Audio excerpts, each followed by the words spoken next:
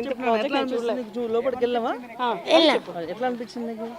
బాగానే అనిపించింది కానీ బస్సు అంత చిన్న ఉంది కానీ వెళ్తుందా వెళ్ళదా అని అనిపించింది కానీ వెళ్ళింది. సర్చిపూల్ వరకు వెళ్ళిరా? లోపలి వరకు లోపల వాళ్ళకి వెళ్ళి భయం వేసిందా నీకేమన్నా? వెళ్ళే లేదా? ఎట్లా అనిపించింది? బాగానే అనిపించింది. బాగానే అనిపించిందా? చూసినావా ఎప్పుడైనా ఇంత పెద్ద రిజర్వాయర్, ఇంత పెద్ద వాటర్ లిఫ్ట్ ఇరిగేషన్? చూడలేదు. అంతేనా? ఎట్లా వచ్చినావు? మమ్మీతో వచ్చినావా?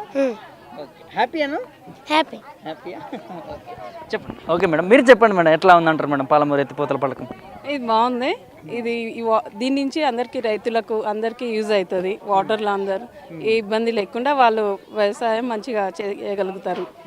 కరెంట్ కూడా మనకు కన్వీనియంట్గా ఉంటుంది. ఇంకా వాటర్ ఫుల్ కన్వీనియంట్ ఉన్నప్పుడు ఇప్పుడు మనం చూసాం మేడం, మహబూబ్ నగర్ అంటే ఇక్కడ ఉన్నటువంటి ప్రజలు వలస పోయి హైదరాబాద్ కావచ్చు వేరే వేరే రాష్ట్రాల్లో బతకడానికి వెళ్ళినారు. ఇప్పుడు ఈ రోజున ఈ ప్రాజెక్టు ద్వారా వాళ్ళకి ఏ విధంగా ఉండబోతున్నాం?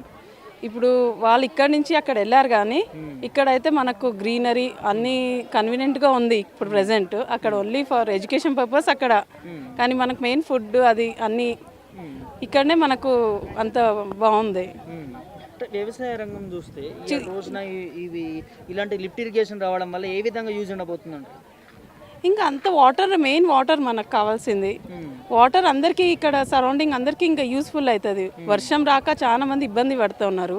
ఈ వాటర్ వల్ల మనకు అందరికీ పొలాలు అంతా మంచిగా పండుతున్నాయి. దానివల్ల రైతులకు అయితే ఏం ప్రాబ్లం లేదు. దాదాపుగా ఆల్మోస్ట్ ఈ తెలంగాణ మొత్తం వాటర్ నుంచి ఏం ప్రాబ్లం లేదు.